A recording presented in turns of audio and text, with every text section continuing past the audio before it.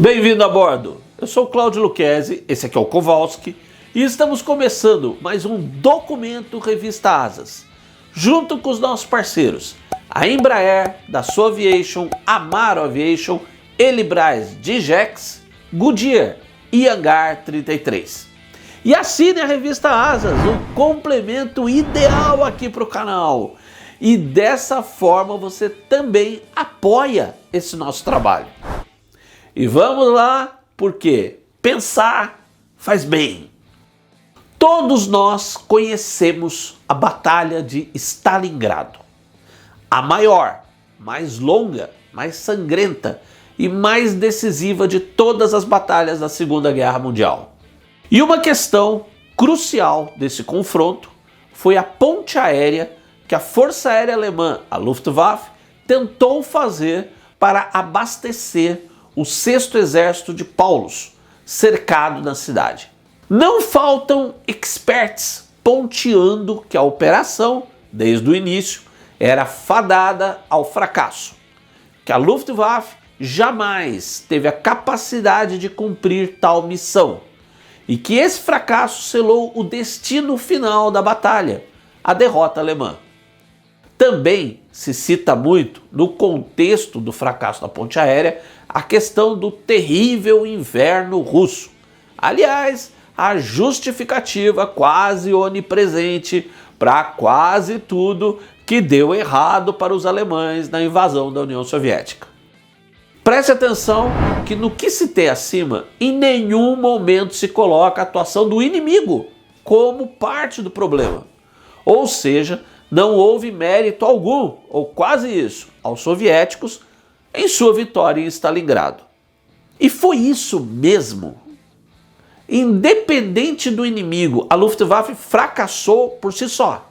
Nesse vídeo, vamos olhar melhor essa ponte aérea.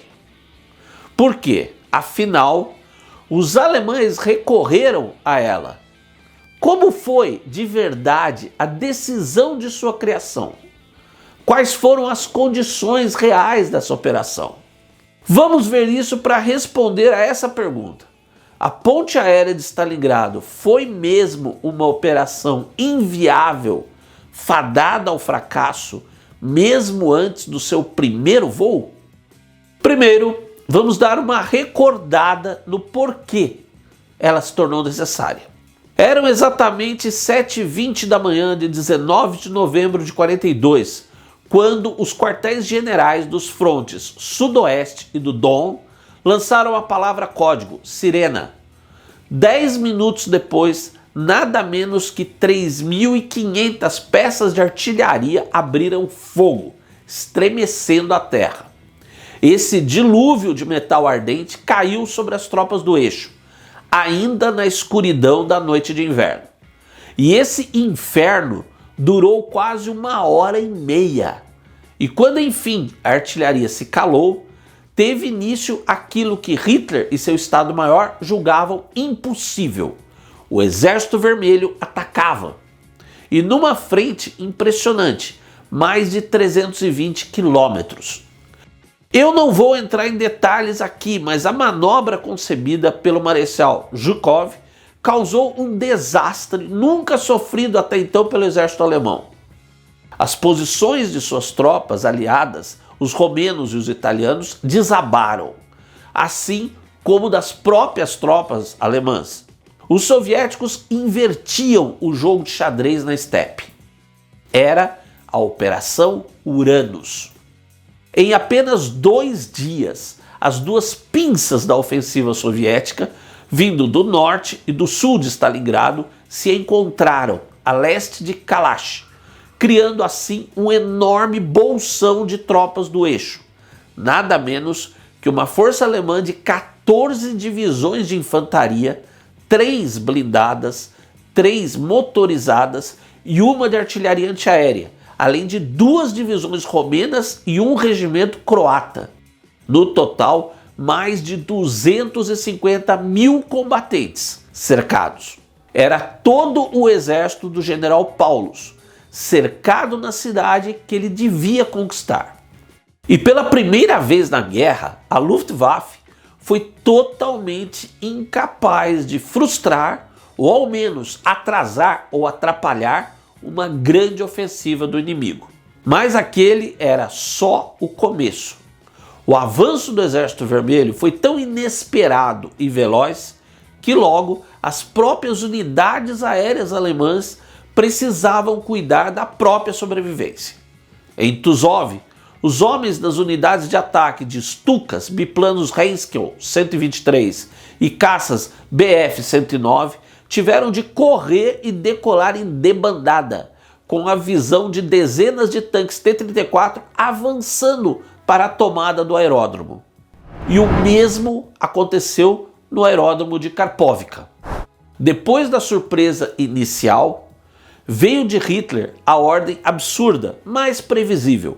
O 6º Exército estava proibido de fazer recuo, incluindo uma retirada para o oeste, tentando atravessar o cinturão soviético enquanto este ainda não estava totalmente consolidado. Ele deveria se entrincheirar no bolsão e resistir.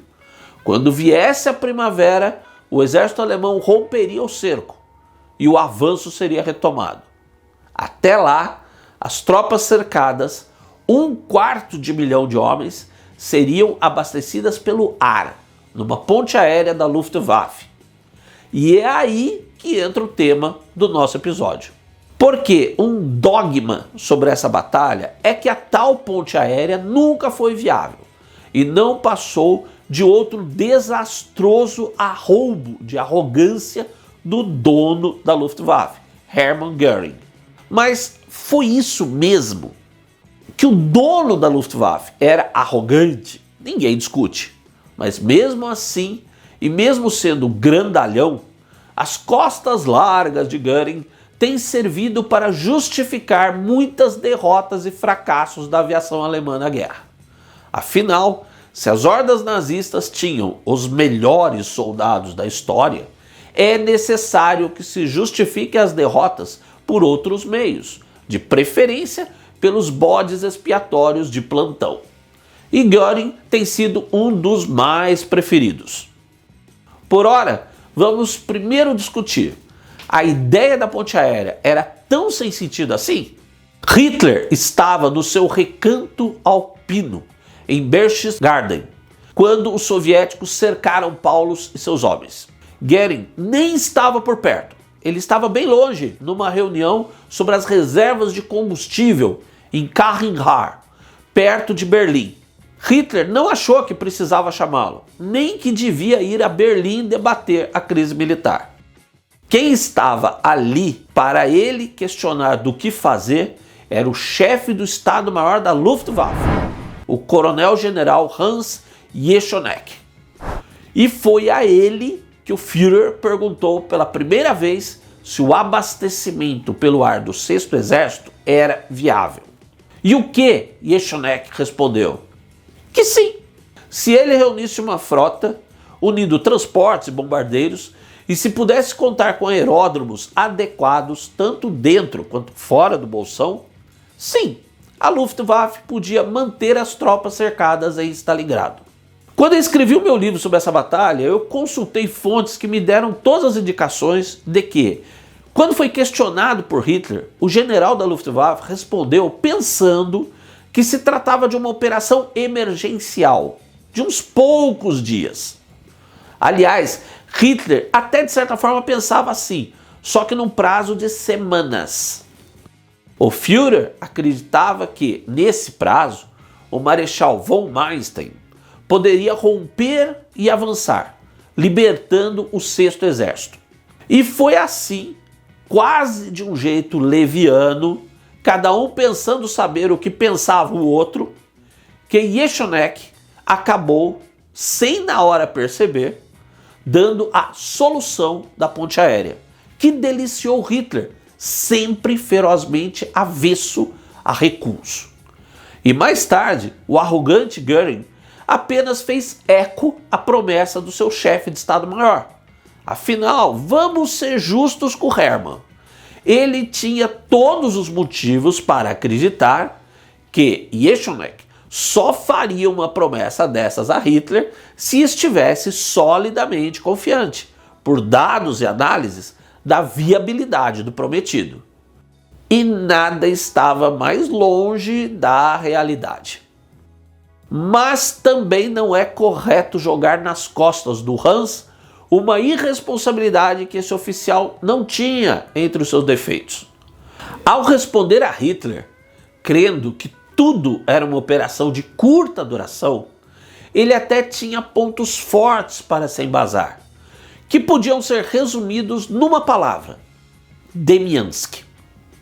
E o que significava esse nome, que com certeza estava na cabeça de Jeschonek?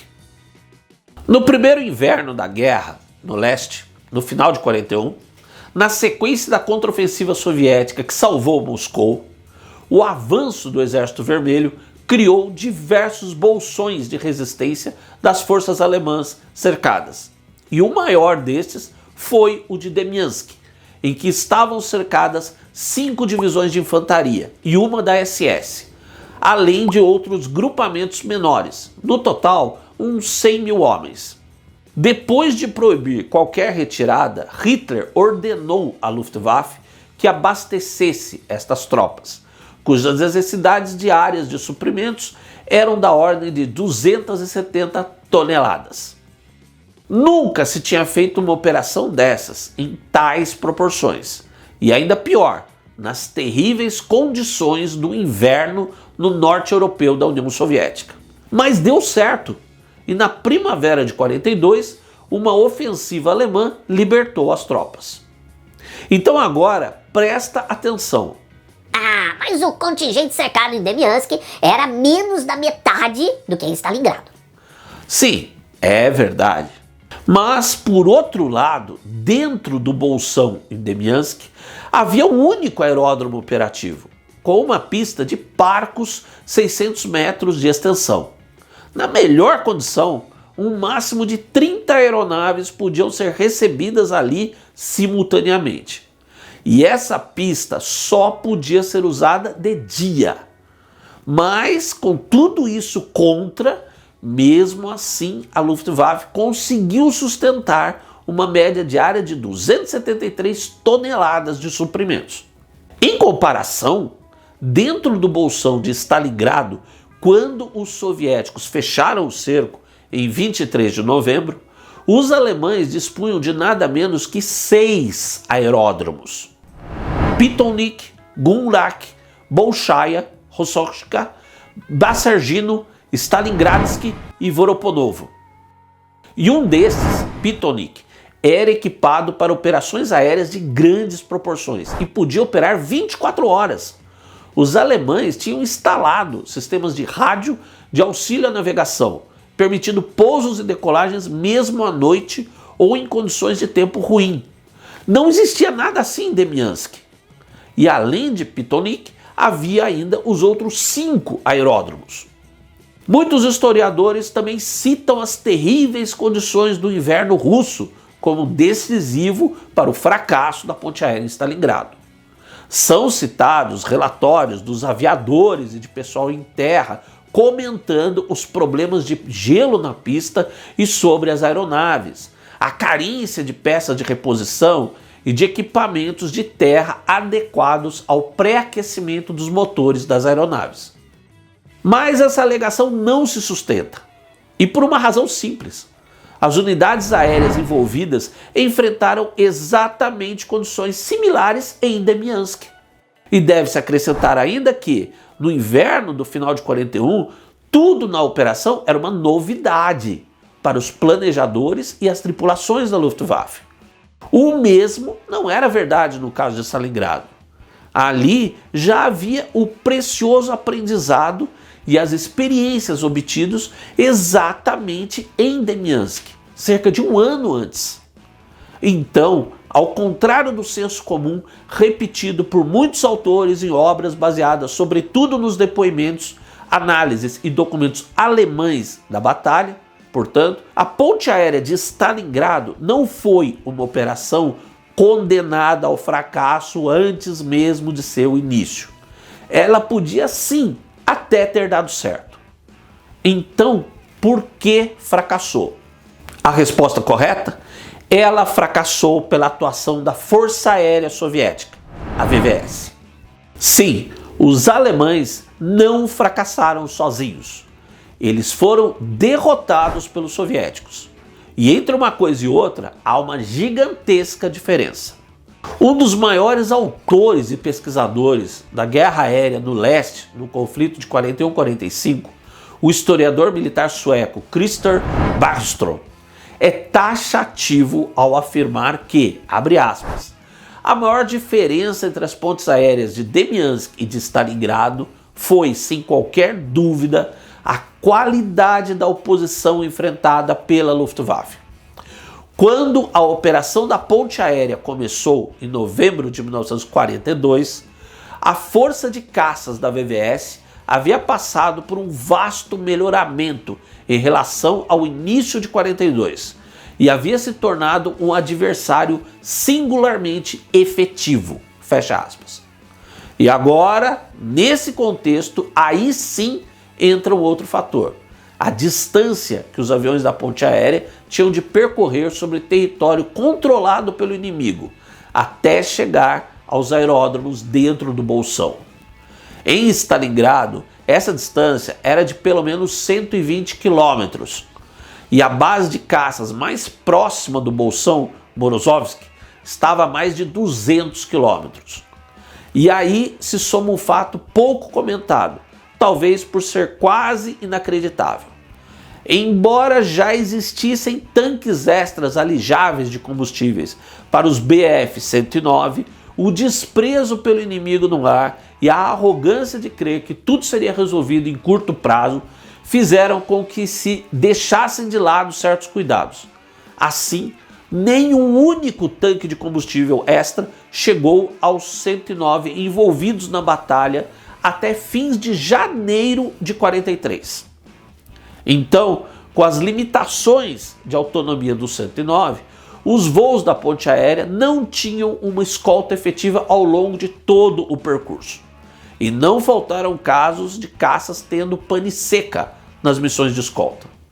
Por outro lado, para os lentos U-52/3M, o percurso até os aeródromos de Stalingrado significava um voo de uns 60 a 80 minutos. Em comparação, em Demiansk, as condições permitiam uma cobertura de caça eficaz para os voos da ponte aérea. Mas, mais que isso, na época, fins de 41, o quadro caótico, as táticas ainda falhas e as perdas catastróficas sofridas desde o verão, com certeza impediram a Força Aérea Soviética de opor qualquer reação efetiva ao suprimento pelo ar das tropas cercadas em Demiansk. E não foi isso que ocorreu em Stalingrado. Então, vamos lá. Com a perspectiva histórica correta, nem Yesenek, nem Göring e tampouco Hitler tinham ferramentas de informação para poderem analisar, em meados de novembro de 42, as mudanças profundas e decisivas pelas quais havia passado a aviação soviética. E nisto há tanto uma terrível falha da inteligência militar alemã, quanto as raízes político-ideológicas do próprio nazismo, em sua conceituação da supremacia da raça ariana e na classificação do inimigo como uma raça inferior, literalmente subhumana. Hoje, com os benefícios do olhar posterior e da análise histórica, pode-se afirmar sim que, já nas condições iniciais, a operação da ponte aérea para Stalingrado tinha tudo para fracassar, embora não pelas razões clássicas que geralmente se colocam, como vimos, como a incapacidade da Luftwaffe, o inverno e outros problemas técnicos. A razão pela qual podemos hoje ver que a operação tinha poucas condições de sucesso é outra. Foi a ação do inimigo, a Força Aérea Soviética. Mas com certeza isso não era visível ao comando alemão quando a operação foi concebida. No próximo episódio, o que havia de novo entre a VVS de fins de 41 e a do final de 42, e o porquê de sua atuação ter sido decisiva no fracasso da ponte aérea e na derrota alemã em Stalingrado. Obrigado por estar aqui comigo e com Kowalski no canal da revista Asas, o melhor da aviação e sua história e cultura no YouTube. Um grande abraço e até o próximo voo.